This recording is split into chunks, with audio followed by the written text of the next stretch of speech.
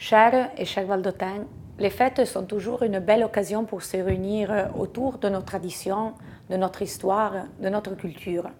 Ce sont un moment de partage, un partage avec la famille, mais aussi avec les amis, et aussi une opportunité pour retrouver et se retrouver autour d'un sentiment collettif, le sentiment de notre communauté. Ci lasciamo alle spalle un anno che possiamo definire particolarmente impegnativo.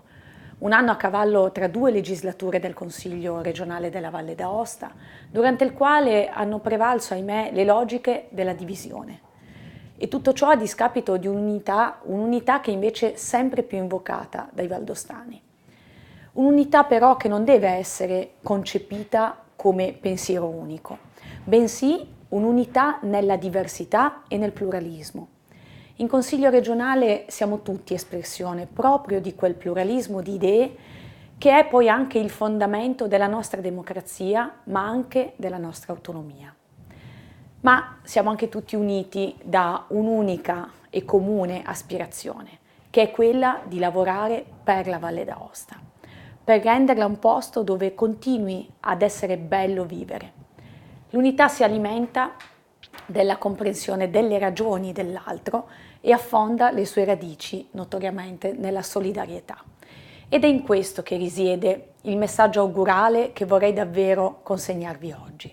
Ritroviamo e cerchiamo di ritrovare il nostro spirito di unità, quel sentimento di solidarietà puro, la condivisione nel nome di quel cambiamento che tutti noi vogliamo vedere. Non per non essere più quello che siamo, assolutamente, ma per riuscire a divenire quello che non siamo ancora stati.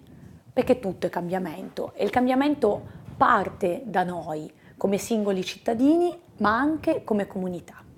Dal canto nostro, come Consiglio regionale, ce la metteremo tutta e io cercherò di essere il garante di questa azione che si è data il Consiglio regionale.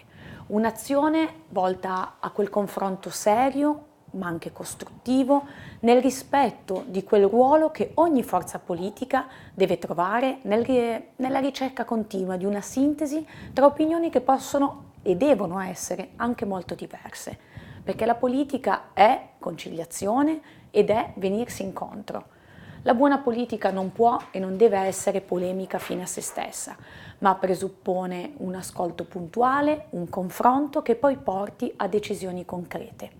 Ed è proprio con questo augurio, semplice ma sincero, sentito, che auguro a voi tutte e a voi tutti, a nome mio personale, ma dell'intero ufficio di presidenza prima e Consiglio regionale poi tutto, i nostri davvero migliori auguri per un 2019 che sia un anno di serenità, di salute e di concrete soddisfazioni. Buon anno, buon année e Traina Dan Acet.